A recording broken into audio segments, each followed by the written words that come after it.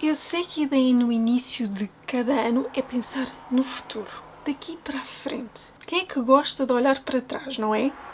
Bom, lamento, meus caros, mas é preciso. Sobretudo porque em português há dois passados que parecem ser o desespero de muitos aprendizes da língua. Mas há esperança, certamente para o ano que agora começa e para tudo o que passou. Se caíram aqui de paraquedas, olá, eu sou a Catarina, aqui na Language and School ajudo estrangeiros a encontrar a sua própria voz em português. Bora lá falar dos nossos podres?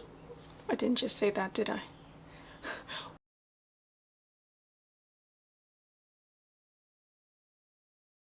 It's a word related to the past, which is why it came to me.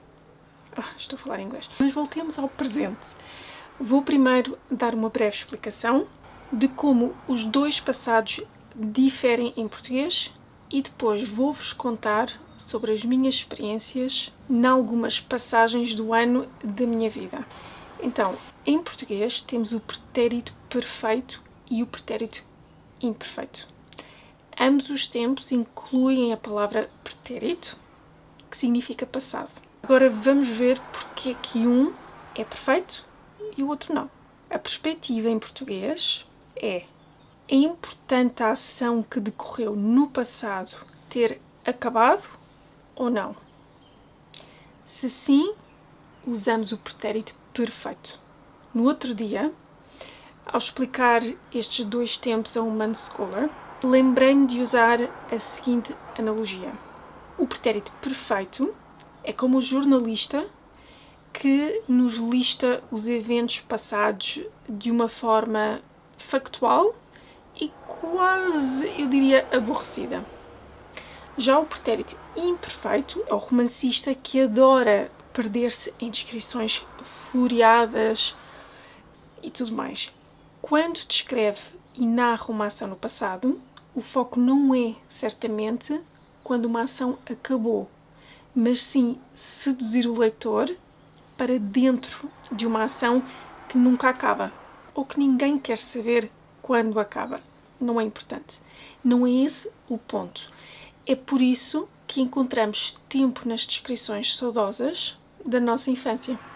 Por exemplo, claro que já não somos pequeninos, já não podemos comer o que nos apetece. E talvez tenhamos de esconder os cabelos brancos ou a barriguinha que entretanto só cresce. Mas o importante é o fato em si, não quando acabou. Parecido com a ideia de duração, típico da narração, encontramos a ideia de frequência. Sempre que falamos com expressões como às vezes, geralmente, todas as quartas-feiras e por aí fora, usamos o pretérito imperfeito. Uma regra que vocês precisam mesmo de decorar, é única, é que quando falamos de idade e de horas, temos de usar o pretérito imperfeito. Aí não há volta a dar. Lembrem-se que há casos em que se poderia usar um ou outro tempo. O que eu quero dizer é que muitas vezes vocês, enquanto usuários da língua, têm poder sobre esses tempos. Usar um ou outro pode estar gramaticalmente correto. A questão é, usar um ou outro pode e vai certamente mudar o sentido da frase. E agora vou-vos contar sobre as minhas passagens de ano, alternando entre os dois tempos. Vou continuar a usar o jornalista e romancista para vos ajudar a perceber porque é que usei um ou outro tempo. Quando era mais nova, normalmente ficávamos em casa a ver televisão. Havia sempre um programa onde o apresentador fazia a contagem decrescente. A minha mãe comprava sempre queijinhos bons e tostas. Basicamente era a nossa ceia. Uma vez lembro-me que fomos à casa de uns amigos e havia champanhe com sabor a pêssego. Obrigaram-me a provar e odiei. Nunca gostei de champanhe. Houve outra vez também que passámos a passagem de ano em casa dos meus tios e também me obrigaram a comer 12 passas. Percebem agora porque é que chamamos passas às uvas secas? Bom, não sei se é por esta razão, mas é interessante na mesma. Naquela altura não gostava nada de passas. Hoje em dia gosto. Mas foi muito difícil comê-las devagarinho e acho que não pedi os 12 desejos que normalmente se pedem. Como a minha mãe nunca gostou de passas, as passagens de ano que ficámos em casa não havia sinais de passas. Quando era meia-noite, tínhamos de estar em pé no sofá e saltávamos para o chão com o pé direito. Não vou exemplificar. Tinha de ser o pé direito para dar sorte. Logo a seguir ia para a cama já cheia de sono. Este ano fiquei em casa com a minha família, fui dormir à hora normal, porque estou a ficar velhinha e preciso das minhas 7, 8 horas de sono. Mas não é que a minha filha decidiu começar a ler sozinha nessa mesma noite? Ouvi a história e adormeci redonda até que,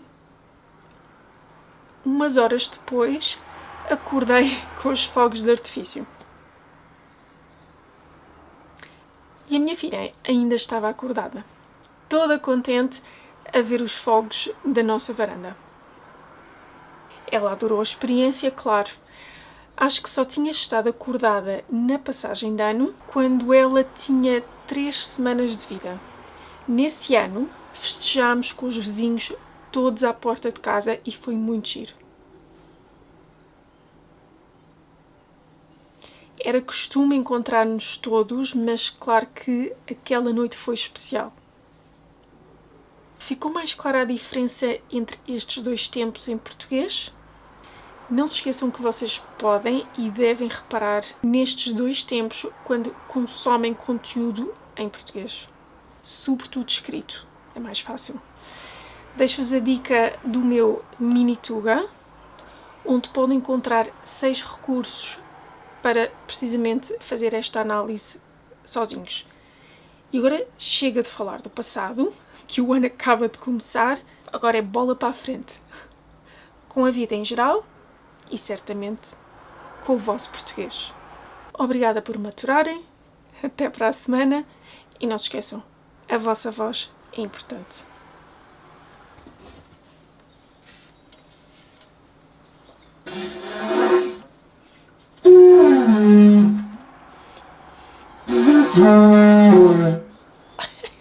Não consigo fazer isso.